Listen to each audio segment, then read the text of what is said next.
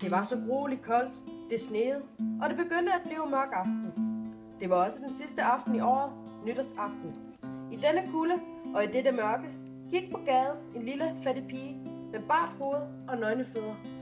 Ja, hun havde jo rigtig nok haft tøfler på, da hun gik hjemmefra. Men hvad kunne det hjælpe? Det var meget store tøfler. Hendes moder havde sidst brugt dem. Så store var de, og dem tabte den lille, da hun skyndte sig over gaden. I det to vogne for, så groede de stærkt forbi. Den ene tøffel var ikke at finde, og den anden løb en dreng med. Den kan jeg bruge til vugge, når jeg selv får børn engang. Der gik nu den lille pige på de nøgne små fødder, der var røde og blå af kulde. I et gammelt forklæde holdt hun en mængde svovlstikker, og et bund gik hun med i hånden. Ingen havde den hele dag købt af hende. Ingen havde givet hende en lille skilling. Sulten og forfrossen gik hun og så forskuddet ud, den lille stakkel. Snefnuggene faldt i hendes lange hår, som krøllede så smukt om nakken. Men den stads tænkte hun rigtig nok ikke på. Ud fra alle vinduer skinnede lysene, og så lugtede der af gaden så dejligt af gåsesteg. Det var jo nytårsaften, ja, det tænkte hun på. Henne i en krog mellem to huse. Det ene gik lidt mere frem i gaden end det andet. Der satte hun sig og kryb sammen. De små ben havde hun trukket op under sig, men hun frøs endnu mere. Og hjem turde hun ikke gå. Hun havde jo ingen svovlstikker solgt. Ikke fået en eneste skilling. Hendes fader ville slå hende. Og koldt var der også hjemme. De havde kun taget lige over den, og der pev vinden også ind. Skønt der var stoppet strå og klude i de største sprækker. Hendes små hænder var næsten ganske døde af kulde. Ak, en lille svovlstik kunne gøre godt. Turde hun bare trække en ud af bundet, stryge den mod væggen og varme fingrene. Hun trak en ud. Hvor sprudede den? Hvor brændte den? Det var en varm, klar lue, ligesom et lille lys, da hun holdt hånden om den. Det var et underligt lys.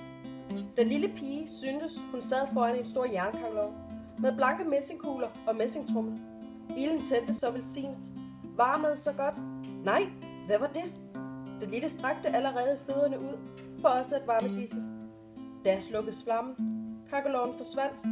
Hun sad med en lille stump af den udbrændte svovlstik i hånden. En ny blev strøget, den brændte, den lyste, og hvor skinnet faldt på muren, blev denne gennemsigtig som et flor. Hun så lige ind i stuen, hvor bordet stod dækket, med fint porcelæn og dejligt dampede den stegte gås, fyldt med svisker og æbler. Og hvad der var endnu prægtigere, gåsen sprang for fadet, bræltede hen ad gulvet med gaffel og kniv i ryggen. Lige hen til den fattige pige kom den, da jeg slukkede svovlstikken, og der var kun den tykke kolde mur at se. Hun tændte en ny. Der sad hun under det dejligste juletræ. Det var endnu større og mere pyntet, end det hun igennem glasdøren havde set hos den rige købmand nu sidste jul.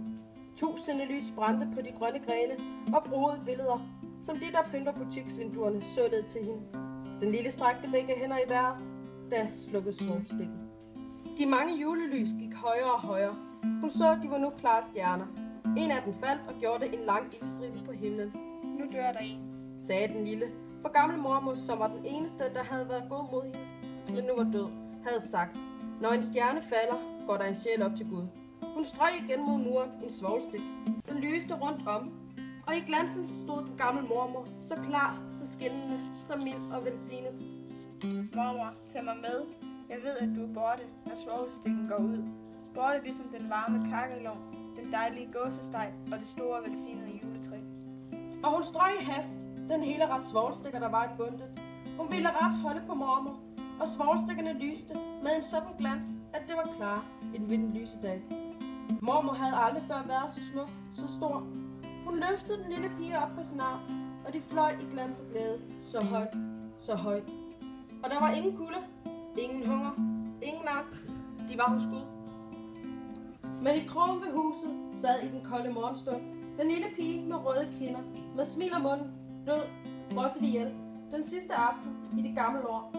Nytårsmorgen gik op over det lille lig, der sad med svovlstikkerne, hvoraf et knippe var næsten brændt. Hun har ville varme sig, sagde man. Ingen vidste, hvad smukt hun havde set, i hvilken glans hun med gammel mormor var gået ind til nytårsglæde.